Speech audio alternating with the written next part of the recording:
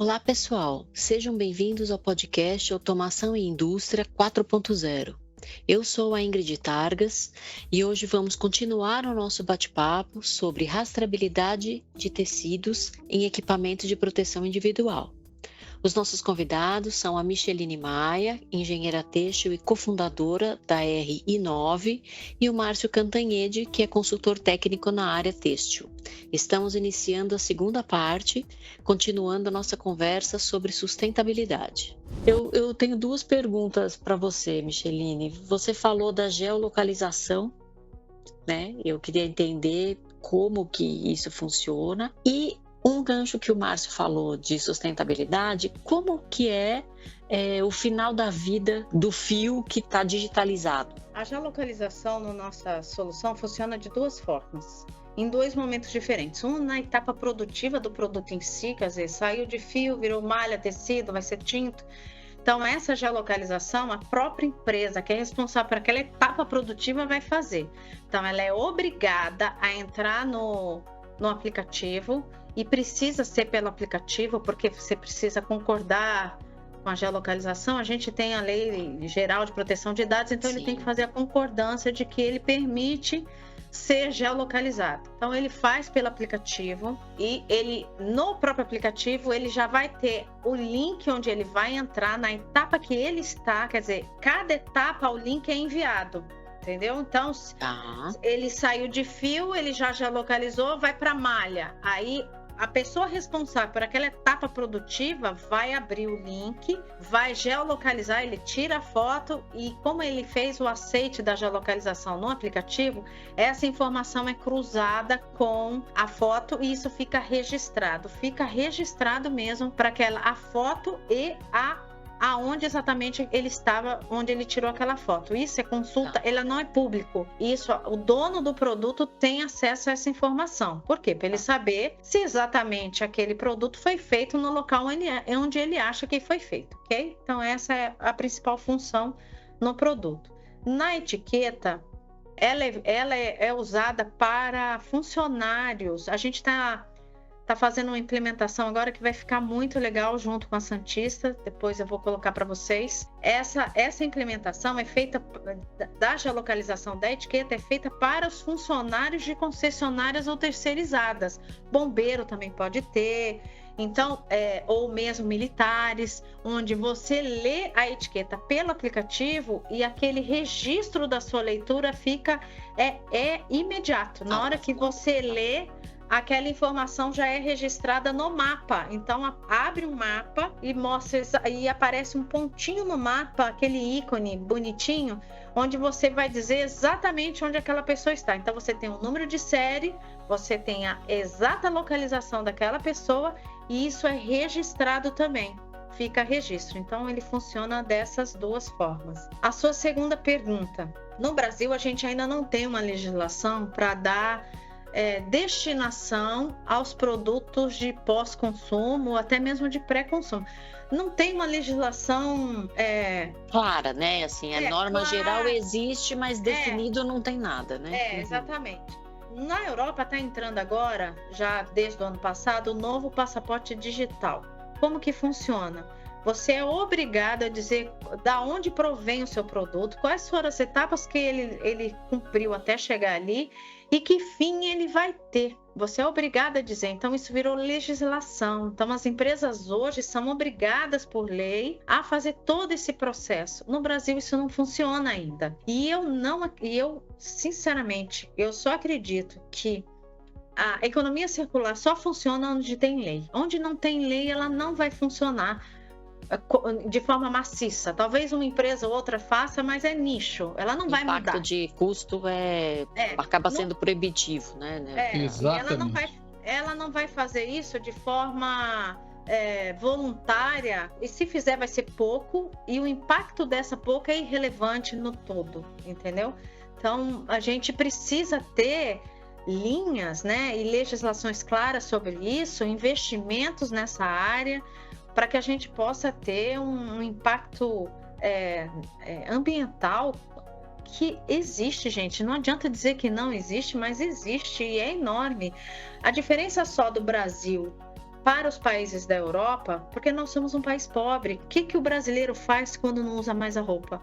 Ele doa a roupa. Isso. Ele doa Pendura na igreja. Na árvore, deixa na igreja, alguém leva. Então, essa roupa acaba sendo utilizada novamente em algum momento. Na Europa, isso pouco acontece. Então, as pessoas precisam dar uma destinação para aquela roupa, um descarte para ela. Então, a legislação lá, ela vai ser agora fugiu a palavra, mas ela vai consolidar uma questão que precisa acontecer de vida lá. Exatamente. Do produto. Entendi. Quer complementar, Márcia? Mais completo do que isso é impossível. Mas é isso mesmo, é exatamente isso. E o que agrava também, Ingrid, é que, por exemplo, se você pega, quando se fala em legislação, você está falando em Congresso, está falando em Câmara, e o texto na Câmara e no Senado, eles têm muito pouca gente nesse setor, né? Muito pouca gente que represente. O Fernando Pimentel, ele tá igual um louco, trabalhando pesado junto com os senadores, deputados, em Brasília. Ele está sempre, praticamente está 2 dias por semana em Brasília, exatamente lutando muito pelo setor têxtil do Brasil, entendeu? Exatamente para tentar, pelo menos, que nós tenhamos representantes lá, né? Então, isso é um esforço gigante que ele está fazendo, e nós somos, infelizmente, muito deficientes nisso aí. Então, tudo isso que a Micheline está falando vai ainda demorar um tempo bom. E não adianta passar a conta para a indústria têxtil. Isso é da sociedade como um todo. Não adianta falar isso é um problema da indústria, você que resolva. Isso aí. A gente tem que entender isso como um problema nacional, né? Quais são... O que podemos fazer para fazer diferente? Não adianta, é porque fica cada um no seu quadrado, tentando resolver, isso não vai ajudar. Isso não vai mudar nunca, se a gente não entender isso como um problema nacional. Eu me lembrei do caso dos pneus, né? Que também virou uma obrigação, né, da indústria dar um destino, né, para o pneu usado, quando ele já tinha cumprido lá o seu papel. Obviamente a gente é muito criativo, né? Então tem gente que inventou, o cara faz casinha para cachorro, faz vaso de planta, pica, junta tudo, faz brinquedo, faz, né, milhares de... Mas obviamente tudo isso a gente fala de meio pneu para cada 10 carros, assim, proporcionalmente, né, em quantidade. Exatamente. E aí todos os outros 3 pneus e meio, o que está acontecendo com eles agora? Eles estão por aí, está em algum lugar, né? Uma boa analogia, exatamente isso aí. E aí foi cômodo, assim, né, disso de, olha, aqui, você que fez o pneu, então se vira aí para ver o que você vai desfazer agora com esse pneu, né? Eu não sei realmente como que ficou isso, né? Eu me lembro que isso na época foi um burburinho bem grande, né? Porque não é só o pneu do carro, né? Tem o pneu do caminhão, tem o pneu das máquinas que trabalham nas minas lá, que são aqueles carros gigantescos, que o pneu é do tamanho do nosso carro inteiro, é um pneu daquela máquina, né? E o impacto é para todos, né? Quando você pensa em pneu, tudo é pneu, vamos dizer assim, né?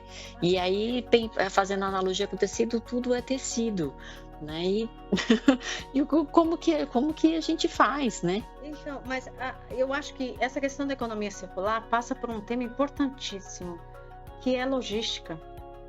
Isso, que é um dos problemas principais do Brasil. Ela morre na palavra logística. Exatamente. A gente é muito grande, né? A gente é a Europa inteira aqui dentro. Nossa. E não tem o trem, né? Que você vai de um lugar para o outro, entendeu? Pensa, você recebe, você faz a coleta você produziu, você coletou, ok? Você vai fazer o resgate daquilo que não tem mais uma vida útil, o EPI, por exemplo. E aí o cara que desfibra, ele tá lá em Santa Catarina. E esse EPI foi vendido no Brasil inteiro. E aí você tem que mandar isso para ser desfibrado lá em Santa Catarina para virar um outro produto. Morreu aí. Porque a nossa logística Tudo quando você fala para dar uma subvida, né, ampliar a vida, formar um subproduto ou mesmo fazer com que o produto ganhe um valor agregado, esbarra na logística. Então a gente, enquanto não melhorar essa questão de logística, né, de modais e melhorar como fazer isso para que a gente tenha algo economicamente viável, Sim. A gente vai esbarrar nesse problema sempre e a economia circular não vai acontecer. Tem um exemplo que eu gosto muito de usar. Ele não é um exemplo assim de muita escala, mas que poderia ser. Lá no Senai, nós temos um amigo que é o Rafael Rocha. Eu considero o Rafael um dos gênios em termos de criatividade, né? E ele fez um projeto, Ingrid, muito interessante, junto com uma startup americana, se eu não me engano. Ela foi catando nas pets todos os pelos de tosa de cachorro, foi catando tudo, e o Rafael desenvolveu uma fibra desses pelos, ele juntou, classificou, se eu não me engano, foram 8 raças possíveis de se fazer isso. A Micheline também sabe dessa história. E aí ele elaborou uma fibra, e dessa fibra, essa startup fez bolsas, sacolas, bonés com essas fibras. Quer dizer, uma coisa assim espetacular. Mas até que ponto fica viável, né? A menos que você tenha essas, vamos dizer, as imagina fiações. A pulverização que é isso. Não tem como, né? Eu aqui em casa tenho 4 cachorros, eu teria bastante material para ceder, aí dava para fazer algumas bolsas, assim, porque eu recolho toda semana, entendeu? Eu tenho uma border collie, dava para fazer uma bolsa por dia, quase. Mas, Márcia, eu conheço bem, eu cheguei a colocar código nesse fio na etapa que a gente estava testando todas. Eu testei quase todas as composições existentes no planeta Terra. Eu recebi fio, ela foi muito gentil, ela me mandou, mas eu tive um problema básico nesse fio, porque como o fio era pelo longo, né, ele estava enrolado, mas ele tinha muito ainda pilosidade. Então eu colocava o código e o pelo levantava. Aí eu vi que não dava certo. Eu falei, esse fio não vai dar para eu fazer. Mas o Márcio colocou bem uma questão dos animais, mas isso representa o quê, né? 0,00 a enésima casa. Agora pensa em toda a produção brasileira, todos os dias, o que sobra em mesa de corte. Quem tem costureira, mãe, pai, né? Entende que sempre tem no corte aquela sobra que você não vai utilizar. Quem não comprou uma sacola de retalho de alguém não viveu, né? Porque não é possível isso, né? Basta ver que são 8 bilhões de peças fabricadas no Brasil. Né? É muita coisa que a gente joga em aterro sanitário. E faz esse desfibra, né? Assim, o descarte, vamos dizer, o final, né, de vida do produto seria você desfibrar, e você faz o que com esse resíduo? Ele pode se tornar um fio de novo. Em 2013, eu trabalhei numa empresa, foi até meu projeto de Black Belt. Ela foi uma das primeiras empresas que fez desfibrado para a linha de moda, porque desfibrado para a linha de decoração já existia. Cortina usa muito desfibrado, que ele aproveita chamado não texto, tá? Chamado não texto. Não é não texto, é um outro termo. Não, é o não tecido. Não tecido. Não tecido. Porque mas ele não é só o não tecido. Tem o têxtil, que é de fio de open-end, que são os fios mais grossos, que fazem artigos de decoração, como cortinas, coisas, tecido para sofá, que são tecidos mais rústicos com os fios mais grossos, né? Porque qual é o desafio de você reaproveitar uma fibra que já foi um tecido? É o tamanho da fibra. Quando ela fica muito pequena, quando você desfibra, você vai quebrar a fibra junto. Então ela vai ficando muito pequena. Quando ela é muito pequena, você tem que torcer muito o fio. Então, quais são os 2 problemas de você torcer muito o fio? Primeiro, que a produtividade do teu produto vai lá pro pé, porque você não está produzindo, você está torcendo o fio. Segundo, que quanto mais torcido é o fio, pior é o toque do produto. Então fica aquele negócio áspero, muito duro. Entendi. Né? Então, em 2013, essa empresa foi uma das primeiras que utilizou fibra desfibrada para fazer fios para moda. Foi um baita desafio. No começo foi uma loucura, um absurdo, mas depois as pessoas foram se entendendo, ajustando os processos, e no final ela foi pioneira nisso, né? Para moda. E essa é a dificuldade, mas você pode fazer fios desfibrados para N coisas. Você pode usar para outras coisas, para enchimento, né? Para outras indústrias que sejam indústrias que vão fazer fio novamente. Entendi. Eu perguntei porque eu não tinha nenhuma ideia assim do que seria, né, o descarte, porque realmente a gente aqui é cultural nosso, né? Eu, por exemplo, sou a filha mais velha. Então as minhas irmãs, uma boa parte de roupa que não dava usava, né? E aí quando não servia mais, levava na igreja. Aí meus pais foram morar no interior de São Paulo. Aí lá na cidade especificamente, o hábito é você põe numa sacola e pendura na árvore. Nossa. E aí as pessoas passam e veem a sacola, já sabem que podem pegar. Isso para tudo, tá? É roupa, sapato, comida. O Brasil tem essa cultura. A gente doa roupa. É cultural nosso. Isso. Mas o problema não é nem tanto pós-consumo. O problema é pré-consumo. É os retalhos que sobram nas mesas de corte. Na produção. Isso, exatamente. Esse é o maior, é o volume assim absurdo, porque é todo dia. E esse não é aproveitado. Assim, Ele é aproveitado uma boa parte para desfibrado, né? Só que ele esbarra na questão da logística. E hoje a gente tem a concentração de, vou chamar de, né, possível produção, né, do desfibrado em Santa Catarina. A gente não tem isso, por exemplo, no Nordeste ou em algum outro centro. Eu conheço mais em Santa Catarina, não sei se o Márcio tem mais informações aí. Para você entender o mercado do têxtil, por exemplo, São Paulo, ele é muito forte no denim, né, que é o jeans. Né? Você tem várias empresas, a maior parte das empresas de denim, ou seja, são processos contínuos, não são processos de batelada, né? E esses estão muito centralizados em São Paulo, né? Em Santa Catarina já é malha. Os processos por exemplo, de tingimento são processos por batelada, né? Não são agora que está se desenvolvendo alguma coisa para se fazer em contínuo, mas em geral são processos em batelada. Que muda a cor, muda... Né? Isso. Então, cada região do Brasil, né, dependendo do incentivo que aquele governo daquela região dá, né, no Nordeste teve um incentivo muito grande. Então, a Vicunha, por exemplo, que é um dos maiores aqui do Brasil, está lá, né, a Santana Têxtil. É muito dividido o Brasil, né? Mas os polos principais são São Paulo, Santa Catarina e uma parte do Nordeste, né? Considerando também o Sudeste, porque Minas também está nesse meio aí, que tem uma importante indústria têxtil ainda, apesar de ter fechado muitas fábricas. Se você for aqui falar em São Paulo, por exemplo, em Americana, que era o centro, tem várias, ainda tem algumas, eles falam loja de fábrica, eu não sei se a produção acontece lá, mas tem plus size, praia, divididos assim por tipos de produto, né?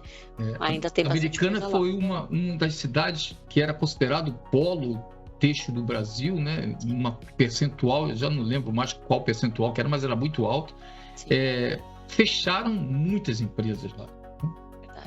Em função de todos esses problemas que a gente falou no decorrer desse programa. Então, o desfibrado poderia ser uma ideia de negócio, não? Eu acho que sim, desde que tivéssemos uma logística, principalmente, adequada para isso. Né? Porque, como você falou, o Brasil é uma Europa inteira. Sim. Então, para você... E que a gente tem que correr de caminhão, né? Então... Exato, e tá tudo em estrada, é muito complicado, custo muito alto. E o brasileiro precisa entender também que um produto que é feito de desfibrado, ele é muito mais caro para você produzir do que um produto virgem. E essa informação, muitas vezes, eles não têm. Porque a gente imagina que peguei o que sobrou lá da mesa de corte. É muito mais caro. Né? As perdas de processo são muito maiores. Você tem toda uma logística envolvida para você trazer o produto até determinado ponto para poder fazer. Ele é muito mais caro do que um produto virgem. E aí, isso precisa ser remetido a essa agregação de valor no produto final, para que ele tenha valor também, porque senão perde o sentido, né? Sim, sem dúvida. Aí não se paga todo o processamento que se tem depois. Apesar de ser muito bonito, mas não se paga. Não adianta, né? Entendi. Então, já existem empresas que são especializadas nisso. Elas fazem só fardos de desfibragem, elas vendem. Elas compram antigamente as confecções, o Márcio há de poder acrescentar também alguma informação, mas antigamente elas, esses retalhos, você pagava para poder retirar da tua indústria, porque é um problema, você precisa dar uma destinação. Hoje, dependendo do local que essa indústria está, esse retalho tem valor. Então, ela separa os retalhos por cor, para que possa agregar um valor àquele material, e essa indústria que faz a desfibragem, ela compra esse retalho. Então, antes ela pagava para dar uma destinação, hoje ela vende o retalho. Você vê que é algo que tem uma lógica de agregação de valor. É só a gente conseguir adequar, né? Que ela esteja num ponto onde logisticamente seja viável ela levar isso para a desfibradeira, e a desfibradora faça isso e depois entregue os fardos para aquela fiação que vai fazer o fio novamente.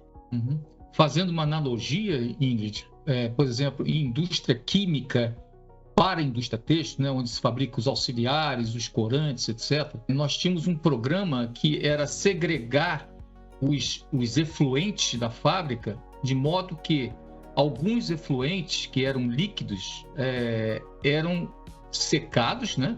E nós pagávamos para as indústrias cimenteiras, já que o poder calorífico era alto dessa segregação, nós pagávamos para as cimenteiras para elas levarem para colocar no forno de cimento. Isso é um exemplo, fazendo essa analogia aí com o têxtil. Então, alguns resíduos não dá para fazer isso, né? Então, é o que a gente chama de classificação 1, classificação 2, etc. E aí alguns têm que ir para o aterro sanitário, né? Outros podem ir para o forno, né? Porque quando você vai para o forno, você tem que pensar não só no poder calorífico, mas do que ela vai emitir de gases, né? Sim, a emissão de gases também. Senão você acha que você está resolvendo um problema e está causando 3, né? Exatamente. Que não pensou direito, né? E tem um fator aí que o Márcio também pode até complementar. Quando você tem numa mesa de corte, ele está cortando 100% algodão. Daqui a pouco ele coloca um poliéster, daqui a pouco ele coloca uma poliamida. Uma mistura. Ele, na hora que ele vai separar, muitas vezes ele vai, o algodãozinho põe aqui, o poliéster põe ali. Não, ele vai passar a mão assim, ó, e vai trazer tudo para o põe tudo na sacola. Então, quando você leva isso para queimar, né, Márcio? Você pode ter um problema com alguns componentes que traz um problema para o próprio forno, entendeu? Porque gera resíduo. O Márcio vai poder dar aula disso. E não só isso, tem a questão, quando você não vai para queimar, vamos dizer que você aproveite o tecido. E se o tecido, se a fibra está misturada, tem determinados corantes que tingem algodão, não tingem o poliéster, não tingem a poliamida, outros que tingem a poliamida não tingem o algodão. Então, você imagina o que não se produz com isso, né? E trazendo para a questão do que a gente está falando de EPIs rastreáveis, a uniformização, ela usa um tecido muito caro. E ela vai sendo lavada ao longo do caminhar dela, né? O próprio usuário vai lavando, ela recebe uma lavagem industrial, ela vai perdendo, se for algodão, ela perde ao longo dessas lavagens um pouco daquela funcionalidade. Mas não vai zerar a funcionalidade, ele perde um pouco. E esse resíduo, ele é um resíduo rico para ser usado em forros para lugares onde você, né, tem um problema de chamas, para não espalhar, porque esses materiais de eletricistas, ele tem uma funcionalidade retardante a chamas. Então, é um resíduo rico para se fazer isso. E quando você tem um EPI que ele tem um código, você sabe exatamente do que aquele EPI veio, da onde ele veio, do que ele é formado. A gente está com um braço lá fora, né? O Márcio conhece bem. A gente está com uma empresa portuguesa que se interessou pela nossa solução. E lá a gente vai fazer um pouquinho diferente do que aqui do Brasil. Lá a gente vai colocar 14 dígitos, Márcio, em seguida. Nossa. Então a gente vai diminuir o tamanho do código, vai colocar 14 dígitos.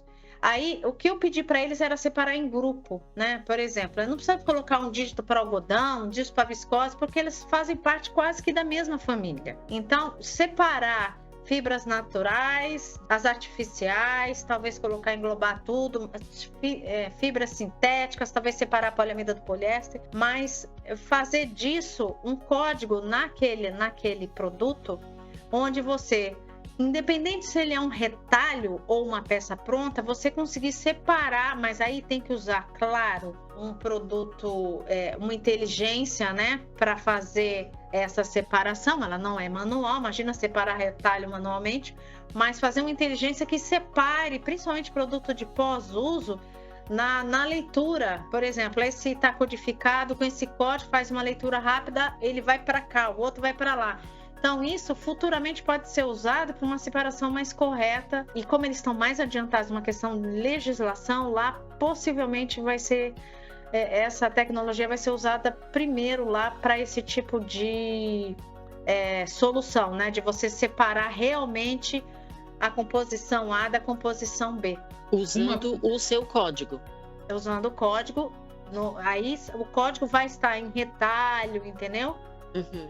E você, dentro daquela codificação, você consegue saber qual a composição daquele produto. Eu tenho uma pergunta para você, Micheline. Você já está pensando ou já pensou em uma maneira de utilizar a inteligência artificial nesse projeto? A gente, na verdade, assim, a primeira tentativa que eu fiz, eu criei um leitor. Eu acho que você, não sei se você chegou a ver um leitor. Ele usa um pouco da inteligência, não é essa que a gente tem hoje, né? Muito mais complexa. Esse leitor a gente fez em 2021, eu acho. Ele foi só um protótipo. Ele faz uma leitura automática. Então, como que ele funciona? Ele tira uma foto, ele abre um LED embaixo e ele tira uma foto. Aquela foto funciona como se fosse um scanner. Ele passa para preto e branco.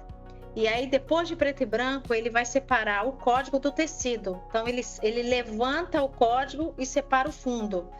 E aí, por comparação, e aí entra a questão da inteligência, ele tem um banco de dados que ele compara o tamanho dos códigos, e aí isso automaticamente ele já diz qual é o código que está naquele tecido. Nós fizemos isso em 2021, esse leitor foi feito com impressora 3D, foi bem legal. Mas quando eu fui levar isso para as empresas, Márcio, eles entenderam que se você pode fazer a mesma coisa com o celular, para que o hardware? Então, o hardware, no final, ele é um meio de caminho. Hoje, o celular não faz a leitura automática, você precisa digitar o código. Mas não falta muito tempo para que a gente possa levar isso para o celular, porque a inteligência já existe. Claro, ela precisa ser aprimorada. Isso de 2021 para 2025, muita coisa mudou, né? Então, a gente pode melhorar muito esse sistema hoje, usar muito mais inteligência artificial do que era usado naquele tempo. Mas eu não vejo o hardware desses de mão como uma alternativa para hoje. Talvez nessas recicladoras, né, dentro dos equipamentos, né, um túnel escuro, e aí ficam aqueles mini scanners fazendo a leitura do produto que está passando e fazendo as separações automáticas. Perfeito. Muito bem. O que vocês gostariam de falar para a gente, pensando assim em futuro, né? Você falou dessas separações, dessas máquinas, você deu o exemplo de Portugal. O que você vê aí de futuro para essa tecnologia? Eu vou falar do segmento militar. Essa tecnologia para o segmento militar, ela está se tornando um diferencial. A gente está testando, né, na Polícia Militar do Paraná. Eles têm uma vestimenta dessa para teste. Força Armada conhece, a gente vai apresentar de novo. Eles estão... Só que, como eles não são os meus clientes, eles conversam com as tecelagens, né? As tecelagens que são o caminho que eles vão falar. Mas eu sei que as Forças Armadas conhecem, fizeram visita, têm interesse. Por quê? Você consegue... Qual é o grande problema que a gente tem no Brasil com o crime organizado? Que saiu recentemente no Jornal Nacional. É a receptação de fardas militares para o crime organizado, fardas militares originais para o crime organizado. E também, gente, a gente tem um problema no Brasil com colete à prova de balas. E, infelizmente, colete à prova de bala muitas vezes vai parar em mãos erradas no nosso país. Por quê? Existe o fio balístico, certo? Que vai no colete à prova de balas. O que faz a proteção balística de um colete é o fio balístico. São camadas desse fio balístico, uma camada sobre a outra, que faz com que a bala fique parada naquele fio, ok? Cria a rede de proteção. Só que ele tem também uma chapa de metal no fundo, mas o que segura a bala é o fio balístico, que é um fio que você não rompe de jeito nenhum na mão.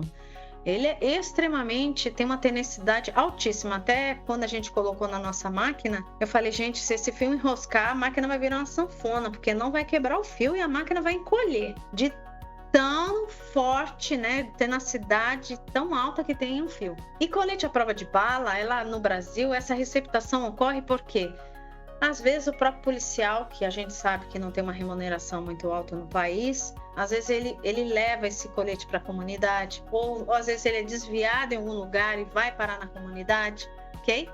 Que vai parar no crime organizado. E o que se faz para não se identificar um colete balístico? Eles descaracterizam o colete, eles tiram a capa, o RFID, porque ele vai com tudo isso. Então eles tiram tudo o que é possível para caracterizar o colete e fica só com a placa balística. A placa balística, o que é? É o fio balístico. E o que eu vejo no futuro? A gente colocar código no fio balístico e esse código servir de identidade para saber para onde de onde aquele produto provém. Quando a gente fizer isso, essa questão da receptação vai ser, eu não digo que vai acabar, porque a gente sabe que isso é complicado. Vai dificultar. Mas vai dificultar a receptação. E você já está em contato com... Eu já fiz teste. Excelente. Muito bom. E foi o fio mais difícil, Márcio. Imagino. Porque ele tem, você conhece bem a área, você sabe que quando a gente faz uma marcação no fio, a gente conta com um fator chamado hidrofilidade do fio. Então a gente faz uma marcação. Hidrofilidade zero para isso aí, quase. Então a marcação do fio, a gente aproveita uma característica do próprio fio que chama-se hidrofilidade, que é o Márcio vai poder colocar isso, né, nas palavras químicas bonitinhas, mas eu vou falar das palavras têxteis, né? Que ele consegue carregar aquele corante do ponto A ao ponto B. Então você usa aquela vantagem que o fio tem da hidrofilidade para ele permear toda a seção transversal e longitudinal do fio. Então, se você cortar aquele fio no meio e você olhar o núcleo dele, você vai ver que até o núcleo ele tem o código. Porque a hidrofilidade do fio faz isso. Isso é uma das... Depois eu vou comentar do Senai Ticket. A hidrofilidade faz isso. O fio balístico não é zero, né? Diz que é 0, qualquer coisinha aí. Mas pra gente é 0. Porque você coloca o código e imediatamente a gente seca. E por ele não ter hidrofilidade nenhuma, o que eu fazia de um lado não acontecia no outro. Porque o fio entra girando. Quando você vai colocar o código, o fio entra girando. Então, eu fazia o código de um lado e o fio é chato. Eu fazia o fio do código de um lado, daí a pouco o fio já estava assim, entrava. Então, ficava um negócio helicoidal, sabe? E saiu tudo errado, Márcio. Nada deu certo. Aí a gente parou, vamos pensar, botar os neurônios para pensar, porque não tem jeito, não vai dar para fazer do jeito que a gente está acostumado a fazer. Aí nós tivemos que desenvolver um protótipo. Levamos uns 6 meses desenvolvendo um novo protótipo para poder fazer um teste pequenininho num cone que a gente recebeu e ficou perfeito. Que beleza! Perfeito. Ficou melhor do que o fio que eu faço na outra máquina. Nossa Senhora, muito bom. Ficou melhor do que Eu não estou falando, Ingrid, que essa menina não é fácil. E aí a gente tá com essa área aí que talvez a gente, né, assim, não posso comentar nada, eu tenho alguns ND assinado, mas isso eu não estou falando de uma marca específica. Isso é um produto que eu testei para ver se dava certo, entendeu? Então acho que eu recebi de mais de uma empresa fios balísticos para teste e eu testei até conseguir. E a gente conseguiu. Realmente a gente consegue colocar código em fios balísticos agora. Muito bacana. Parabéns. Você falou que mais uma vez. Nossa, sensacional esse desenvolvimento. E você falou que você ia comentar do Senai Ticket.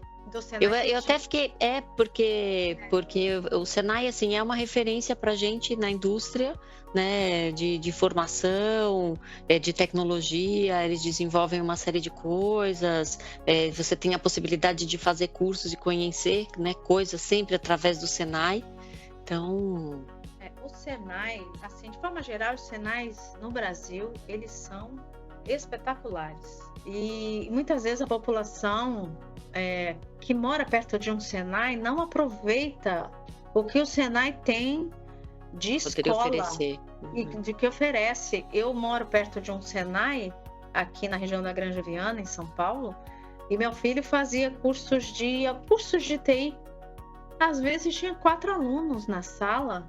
Eu falava, meu filho, e assim, 30 computadores, 4 alunos. Então, às vezes a população, né, dos bairros não aproveita a oportunidade de ter um Senai, e é um ensino muito bom. Tanto é que meu filho está fazendo engenharia de software no Senai, e assim, e tem uma das notas mais altas do MEC, e as pessoas pouco conhecem. Fala muito de universidade pública, muito boas, né? Tem umas são excelentes, né? Mas o Senai tem nota no MEC altíssima e tem centros de aprendizagem muito importantes em algumas áreas e que pouca gente conhece. Bom, de forma geral, os Senais no Brasil são muito boas e eu vou endossar tudo que o Márcio falou do Senai C-Ticket. O que ele tem? Ele tem algo muito diferente de qualquer outro lugar que eu já vi. Primeiro, ele tem equipamento de ponta. O Senai do Rio de Janeiro tem equipamentos de ponta e equipamentos protótipo. Preciso fazer meio quilo disso. Eles têm as maquininhas, o que é o mais difícil, porque você fazer... Em pequena quantidade. Você levar um conceito para a indústria e você fazer isso na indústria é caro. Você tem que parar uma linha, você tem que fazer uma quantidade maior, você não consegue fazer coisa pequenininha. Por exemplo, uma fiação, como é que você vai fazer 1 quilo? É impossível. As fiações estão preparadas para toneladas de algodão, não está preparada para 20 quilos. Então, eles têm protótipos pequenos, onde você pode testar o seu conceito ali com eles, né? Mas, fora isso, o Senai C-Ticket, ele tem uma equipe técnica de ponta. Isso que o Márcio falou é realmente uma verdade. Eles têm profissionais com... E não é só porque eles têm muita gente com doutorado, não. Eles têm pessoas com experiência em indústria. Porque isso é importante, gente. Quando eu fiz mestrado, quando você tem uma pessoa que é só da academia, às vezes ela tem uma distância muito grande da indústria. Ela tem um profundo conhecimento de algum assunto, mas ela tem um conhecimento muito pouco da indústria e como a indústria funciona. O Márcio já se mexeu aí que ele vai complementar. Vou deixar. O conhecimento é pequeno da indústria. E o Senai, ele consegue... O Senai Rio de Janeiro, ele consegue juntar essas duas faces. É o cara que tem um doutorado, mas é um cara que trabalhou, às vezes, 10 anos na indústria. Então, ele tem uma excelente visão de indústria. Ele não tem só o conhecimento específico daquela área, né? Então, realmente, é um Senai muito diferenciado. Eu só vou complementar com o seguinte, já deixa o Márcio falar. Em 2022, o Senai financiou a minha ida à Suíça. O Senai C-Ticket. Eu fui a única startup que a gente recebeu um convite para se inscrever né, as startups do mundo todo para se inscrever em projetos de inovação que estavam tocando no segmento têxtil. E eu me inscrevi aqui no Brasil. Teve o cara lá de Hong Kong, o outro lá da China, etc., que se inscreveu também. No Brasil tiveram várias que se inscreveram e eu também. Eu fui a única que foi... Acho que foram só 3. Eu fui a única do Brasil que foi selecionada a levar isso para a Suíça, para apresentar lá em Davos, na Suíça. E é caro, né? Eu estava lá em 2022, com fomento público já totalmente virado para o equipamento. Você comprar uma passagem para a Suíça, ida e volta, todo, né? Eles davam hotel, mas o resto não. E o Senai CETICT, prevendo a inovação, ele custeou a minha ida para a Suíça para apresentação na ITMF lá na Suíça. Então, realmente é um Senai muito diferenciado dos demais. Pode falar, Márcio. Não, complementando mesmo, é como eu falei no início e você falou muito bem, é uma coisa assim que é muito necessário. Você falou de uma maneira geral, né? Se você voltar para a área têxtil, gente, os empresários não conhecem. Isso é muito grave, né? Eu vivo nesse mercado falando com CEOs de empresas, donos de empresa. Gente, vai até lá, vai ver de perto, né? Essa questão que você falou de gente... eu sou professor de MBA do Mackenzie. O que acontece? Lá no Mackenzie, você tem muita gente catedrático, né? Muita gente muito excelentes professores, mas tem pouca gente de mercado. Quando você tem gente de mercado, gente que está na ponta, né? Abre um leque. E aí eu fui eleito o melhor professor lá, não porque eu sou bonzão, não sou, mas eu fui eleito porque eu era o único daquela turma de MBA que era de mercado, né? Então, o pessoal que faz um MBA são pessoas completamente diferentes de um universitário, né? Os caras que já são diretores de empresas, são gerentes, são pessoas que estão ali atrás de conhecimento de mercado, né? Então, isso que você falou gente, o recurso humano que tem o Senai CETICT no Rio de Janeiro é impressionante. Impressionante. Aquele programa que eu falei no início, Programa de Desenvolvimento Setorial Têxtil, que eu ajudei a coordenar, junto com o Jorge lá, que é espetacular, o coordenador. Só ali, se eu não me engano, tinham 100 pessoas envolvidas. Não sei quantos pós-doutorados, doutores, mestres e gente de mercado, né? Então, o programa foi um sucesso por causa disso, né? Então, é isso. A gente precisa trabalhar muito, principalmente nós, Micheline, do têxtil, de divulgar o Senai CETICT mais no mercado, entendeu? É fundamental isso daí. Sim. Muito bom. Eu vou dar um exemplo prático, quer ver? Quando eu trabalhava nessa fiação, chegou um pessoal para fazer aquele doutorado sanduíche.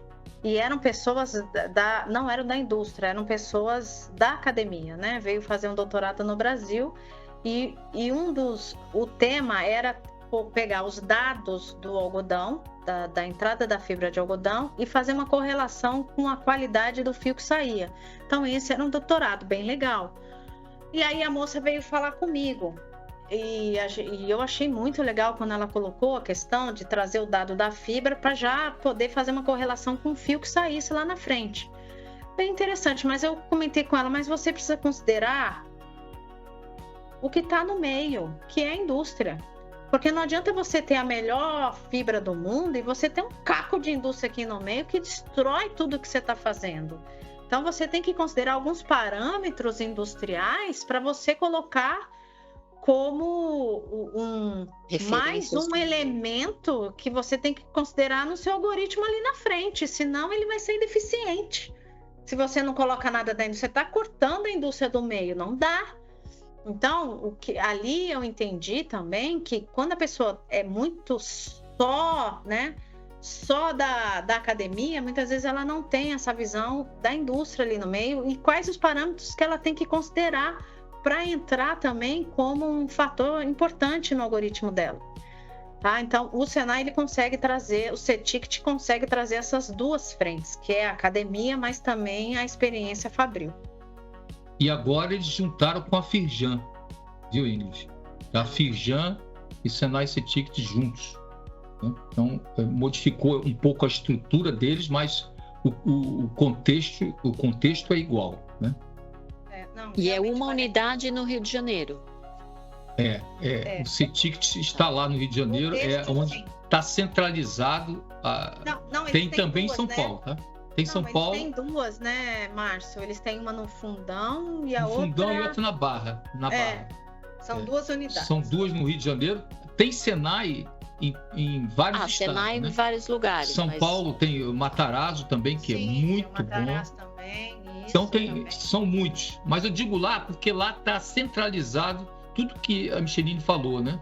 São equipamentos de ponta, equipamentos de escala pequena, que você consegue exemplificar para ir para a indústria depois. Né? É muito complicado você fazer, por exemplo, vamos falar um pouco da área do Denis, só para ter uma ideia, do jeans. Uma máquina do jeans é uma máquina de 100 metros. E é uma máquina que o fio são tingimentos de 4.000 fios paralelos, né? 4.000 fios paralelos que são tintos, e se você erra aqui no início, chega lá, você já atingiu 2.000 metros, né? Porque ela não vai direto, né? Ela faz isso. Isso. Então, para você parar uma máquina dessa para fazer uma prova que não sabe se vai dar certo ou não, é muito complicado. Então, lá você tem todos esses recursos, né? À disposição. Isso aqui é impressionante. Está à disposição da indústria. Né? Fazendo uma analogia como se fosse as impressoras 3D hoje, que servem para você prototipar um produto sem necessariamente fazer ele. É a mesma coisa que acontece lá. E você consegue fazer uma prototipagem do produto que você quiser, porque eles têm todos os equipamentos em escala de protótipo. Muito bom. Eu mesmo pessoalmente não conhecia. Conheço o Senai, não sabia que eles tinham, né, alguma coisa bem específica, né, para o mercado têxtil. Tem mais algum ponto que vocês querem destacar para gente? Acho que... Para mim, tá. Acho que o Márcio poderia falar do que você faz agora, das consultorias. O que você acha, Márcio? A minha consultoria ela é voltada, né? Eu fiz um vídeo uma vez que resume tudo que eu falei. Ela está voltada a eu passar conhecimento e experiência, só isso. Não tem cabimento para nenhum de nós. Você, Ingrid, é uma experta também, Micheline esperta no que faz, eu esperto no que faço. Não tem cabimento a gente pegar esse conhecimento, essa experiência e botar numa gaveta, né? E descansar, botar um pijama ou então tocar um violão que eu faço e acabou. Não é por aí. A gente tem a obrigação de passar isso para as outras gerações, para os paralelos a gente. Nós temos essa obrigação. Então, minha empresa está voltada a isso, a dar treinamento, dar consultoria. Eu adoro dar treinamento, eu tenho esse perfil de professor, eu adoro lidar com gente, né? Muitos deles que têm conhecimento muito maior do que o nosso. Já passei vários sufocos no MBA do Mackenzie, peguei os caras ali que, nossa, balançou. Isso é muito legal, né? Então, isso tudo nós temos essa obrigação. E aí eu resolvi fazer isso na minha vida depois de aposentado, depois de fora do mercado aí. É isso, mas estou muito feliz de ter participado. Olha, foi um bate-papo assim fantástico, né? Trocamos várias ideias aí. Eu acho que com isso que a gente fez deu um pouco mais de conhecimento para o pessoal de automação, que é a sua área, Ingrid. Como é que a gente está nesse setor, né? Tem muito que se fazer nesse setor, né? Vocês de automação são chave para que a gente tenha maior produtividade, maior competitividade. Então, vocês são peça-chave nisso. E quando você tem um pouco mais de conhecimento de um setor que tem 10% do PIB brasileiro, né? Então você tem ideia disso, né? Desculpa, não é 10%, acho que é 5%, mas é mesmo assim é muita coisa. Sim, e sem dúvida. Tem 1,5 milhão de pessoas trabalhando nesse setor, então a importância dele é vital. E eu fico muito feliz de você ter dado essa oportunidade para mim e para a Micheline de pelo menos falar um pouquinho sobre o nosso setor e principalmente a Micheline, que essa tecnologia é uma coisa realmente muito bacana. Eu diria o seguinte, para finalizar, talvez essa seja uma mensagem, né, final aí que eu possa dar. Eu acho que tudo isso que a Micheline desenvolveu pela R9, ela é mais do que tecnologia, né? A rastreabilidade, ela para mim, é responsabilidade. Essa é a palavra certa para a rastreabilidade e a tecnologia usada para isso. Responsabilidade. Ela permite que o consumidor saiba de onde vem cada tecido, como foi produzido, qual é o impacto ambiental que envolve isso. E ainda com a indústria 4.0, o Brasil vai ter a chance de se tornar assim, mais sustentável, mais consciente, né? Juntando essas coisas todas, né? E se quem investir agora, essa é a minha mensagem final, quem investir nisso agora, sem dúvida nenhuma, vai conquistar mercados e num cenário global, né? Não só no Brasil, mas globalmente. Então essa é a mensagem que eu tenho que dar. Estou muito feliz, Micheline, desse teu sucesso, e é um prazer enorme estar na sua listinha de amigos. Quem muito sou bacana. Eu na fila do pão, meu amigo? Você é meu amigo do peito, você é um cara que tem muito conhecimento, me ajudou muito no começo, você sabe disso. A gente vai estar aí, estamos juntos. Eu agradeço a Ingrid, muito obrigada pela oportunidade. O que eu vejo que quando a gente faz o bem, a gente cria uma corrente do bem e as pessoas acabam se tornando mensageiros do bem nessa corrente. Qual é a minha função hoje, né, nesse nosso diálogo, nessa nossa conversa edificante? É poder trazer a oportunidade da gente trazer à luz que a gente não pode permitir que a falsificação de EPIs, que é algo que salva a vida, tome conta de um mercado quando você tem uma tecnologia. E quando a gente faz o bem, as coisas vão acontecendo aos pouquinhos. Um exemplo, hoje eu tenho 2 grandes tecelagens que têm a codificação já em sua linha de produtos. Vai entrar a 3ª agora, né? Para o começo do ano que vem deve entrar a 3ª, talvez lá para março, abril deve entrar a 3ª, se tudo caminhar corretamente. Porém, eu vou abrir um parênteses aqui, se você me permitir, Ingrid, de comentar Claro. sobre a Santista. A Santista, ela fez um trabalho muito diferenciado na solução. O que ela fez de diferente, Márcio? Ela colocou o código no produto dela, em 100% do produto dela FR, e ela tá passando isso agora para o 8812, e quando ela lançar o inerente, ela vai fazer também com um código. E por que eu digo corrente do bem? Porque ela não repassou nenhum real. Ela internacionalizou o custo para dentro dela. E agora, por quê? Porque, claro, tem proteção jurídica para ela, etc. A gente sabe disso. Mas ela poderia cobrar um valor para poder pagar o custo, né?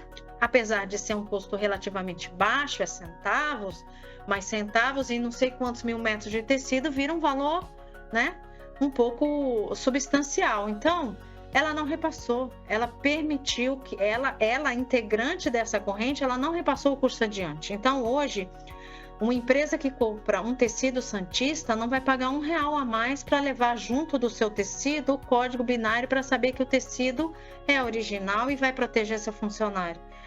E para além disso, eu fiz as etiquetas individuais e a Santista lançou a etiqueta dela junto comigo. Então, ela está fazendo o controle individual da etiqueta porque ela vende o tecido. Se ela vende o tecido, o controle é muito maior dela do que meu. Concordam comigo? Claro. Então, ela pede a quantidade de etiquetas na metragem de tecido que ela vendeu. Eu mando a etiqueta para ela e ela manda para a confecção. Então, isso funciona como um double check. Tem a rastreabilidade no tecido e o número individual da etiqueta que a confecção vai receber. Tudo isso para que a pessoa lá na ponta possa vestir o básico, que é um uniforme que vai proteger o colaborador na linha de frente de trabalho, em linhas energizadas, bombeiros, plataformas de petróleo, todas aquelas linhas que o fogo pode comprometer a vida daquela pessoa que vai usar. Muito legal. Muito bom. Nossa, gente, eu que agradeço vocês, primeiro por compartilhar tanta informação, conhecimento, né? Eu realmente conheço pouco, assim, da indústria têxtil. Foi sensacional. Eu comentei isso com a Micheline quando a gente se conheceu, né? Que essa ideia dela, nossa, assim, é um negócio, especialmente, né, você falando, Márcio, que não tem realmente em outro lugar, né? Eu não sei o que está faltando aí para o resto do mundo descobrir isso e começar, né, a mandar fio para a Micheline digitalizar, né, aqui. E putz, foi sensacional, gente. Eu que agradeço vocês. Foi muito bom mesmo esse nosso bate-papo. Tá ótimo. Obrigada, muito obrigada. Muito obrigado mesmo pela oportunidade. Márcio. Muito obrigado a vocês também. Obrigada, tudo de bom para Márcio. vocês. Obrigada pela presença do Márcio, que é uma pessoa que eu admiro muito, e eu tenho certeza que, cara, essa aposentadoria não vai chegar nunca para ele. A gente já viu que 3 meses ele conseguiu, né? Mas depois disso, depois Tá bom, disso gente. Complicou. Muito obrigado aí, muito obrigado, foi muito bacana. E Ingrid, viramos aí amigos a partir de agora. Sem dúvida, sem dúvida. Obrigada, Conta com a gente aí. Obrigada pela oportunidade mesmo, de coração. Faz Obrigada parte de uma corrente do bem também agora. É isso aí. Sem dúvida, é verdade. Obrigada, eu que agradeço. Tchau. Espera só um pouquinho, gente. Tá. Para saber mais e acompanhar as novidades, sigam minha página pessoal no LinkedIn, Ingrid Targas, e no Instagram, English Cab Co. Se você quiser saber mais sobre este assunto ou tiver dúvidas e sugestões, envie um e-mail para ingrid.targas@englishcab.com.br. Você também pode acessar o nosso site ou nos acompanhar pelo X ou pelo LinkedIn. Obrigada e até breve.